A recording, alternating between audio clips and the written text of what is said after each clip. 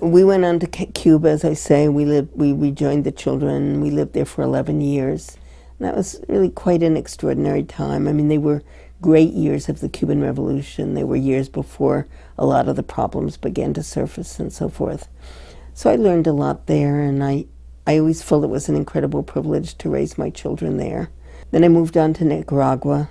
I lived there for 4 years in the early years of the Sandinista Revolution, which was again another great experience, and for a poet, a particularly incredible experience because, of course, Nicaragua is a country of poets. And I decided to come home.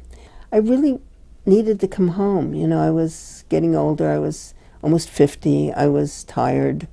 My children were doing different things. And I think language drew me home. You know, it was really, I needed to come back to New Mexico, to the desert, to the images that fill my work and that are important to my own poetry. And I've never written poetry, my own poetry, in anything but English. And I just longed for that language. I mean, I functioned in Spanish. I speak Spanish with my children, but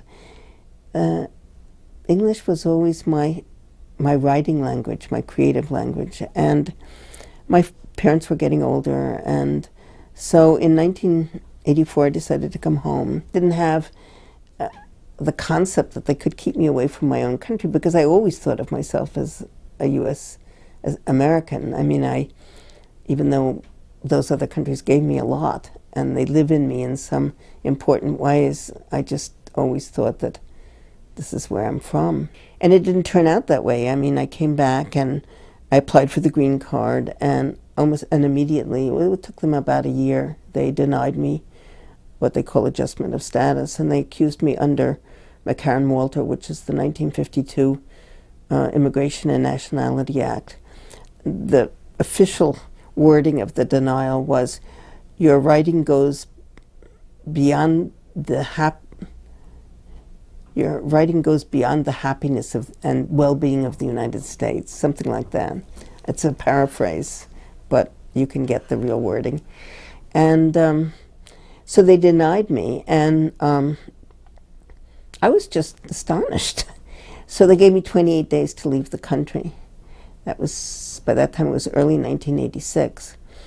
But the Center for Constitutional Rights here in New York City decided to defend me, and PEN America defended me, and, you know, Arthur Miller and Grace Paley and Norman Mailer and so forth did a countersuit on my behalf, and you know, it was a 5-year struggle, and I kept losing in each instance. I went to trial, and it was very interesting from the viewpoint of being a poet, because, for example, one of the questions that the government attorney asked me at my first trial in El Paso was, have you ever written a poem in defense of free enterprise? Presumably, if I could say yes, you know, that would be a point in my favor. And they used the magazine a lot against me. You know, they said, you know, you edited this magazine that published Marxists. I finally won an appeal at a level that's called the Court of Immigration Appeals, also in Washington. And it was a tremendous surprise win. I don't think that my lawyers really expected it, and I didn't expect it, because they not only gave me my residency, but they gave me my citizenship back. And it was a good case because it set a precedent for many other cases. And I was very conscious the whole of those 5 years that I was privileged. You know, I had all of the support from writers and artists and all kinds of people.